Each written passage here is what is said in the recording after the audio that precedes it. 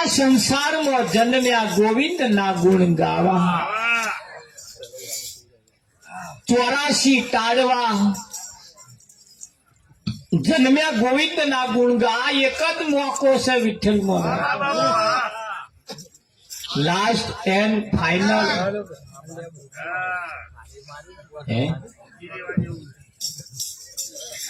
અને એમાં કહ્યું કે આ લાસ્ટ એન્ડ ફાઇનલ માં જો મેર લાવવો હોય તો કહ્યું કે મારે સદગુરુ સંતની કરુણા થઈ. આઠળ ચોગડ એટલે 84.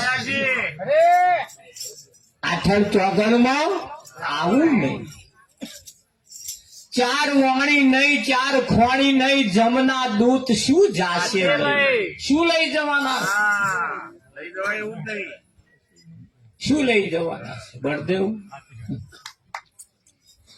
પણ એ સમજાય તારે આવું થાય. બાકી તો છે મને પોશાક લઈ જાઓ, મને પોશાક લઈ જાઓ.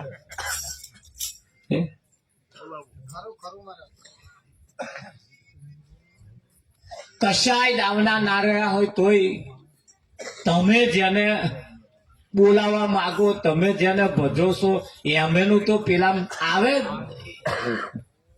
આવે વિઠ્ઠલ. તારું આમાં જોણેલા ના જોણેલા બે હરખા દેખાય પાછા. હો કે અંબાલા જોણેલા ના જોણેલા બે હરખા દેખાય, ફરક ના દેખાય. પણ એ ફરક ક્યારે પડે? જયારે એની રેણી કેણી કયા લે. શું કયા લે? રેણી કેણી કયા લે વિઠ્ઠલ. માણસની પાસે સહેજ એક પૈસો વધે ને થોડોક એટલે જમીન થી અધ્ધર હેડ. અધ્ધર હેડ. હા, પછી તો જમીન ઉપર પગે ના. અમારે એક ભાઈ ને 1.5 કરોડ રૂપિયા આયા અંબાલા. જમીન ઉપર પગ મેલે જ નહીં. ત્રીજે દાડ ગાડી નવી આવે.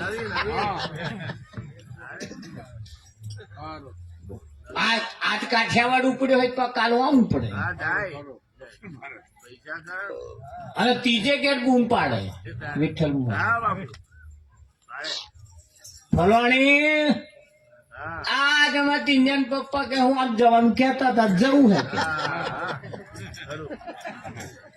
હજુ તો આમ તો તારે જો જવું હોય તો જાને. એ ગરમી ઓછી થઈ ને પછી હવે પાડોશી આઈને કહેવા જાય કે આજ કઈ બાજુ છે. મસ્કરીઓ ના કરશો ને પછી બધું.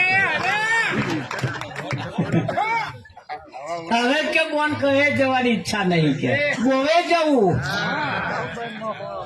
ના બોવે જવું હે તારે તો. પણ દાવના રહ્યા નહીં. દાવના રહ્યા. આ ભૌતિક સંપત્તિ જેને પચાવતો આવડે ને એને જ પચે, નહીતર એ જ સત્યાનાશ વારે. એ જ સત્યાનાશ વારે વિઠ્ઠલ મહારાજ. શું સમજો તો વારે.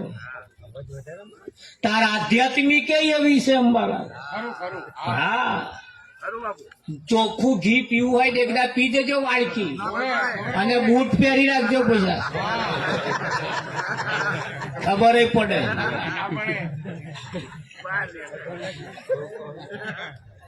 નર્યું ચોખ્ખું ઘી તમે પી જાવ, ચારે બહાર નીકળે ખબર ના પડે. એ તો બૂટ ફખાપ બખાપ બખાપ ઓળતા ખબર પડે વિઠ્ઠલ. એટલે એને ઘી ખાવાનો પાછા નિયમ હોય, એને કશાકમાં મેરવણ કરવું પડે. એટલે જ્ઞાને કોમમાં નહીં આવતું પાછું. હા, વિવેક વગરનું જ્ઞાન પોંગડું, વિવેક વગરનું જ્ઞાન નકામું, તાર વિવેક વગરનું ધનય નકામું. અને વિવેક વાળું જો શીખવું હોય તો કોઈ સંતની પાસે જવું પડે, અને સંત તમને વિવેક વાળું જીવન શીખવાડે. હે, શીખવાડે કે ના શીખવાડે? હા.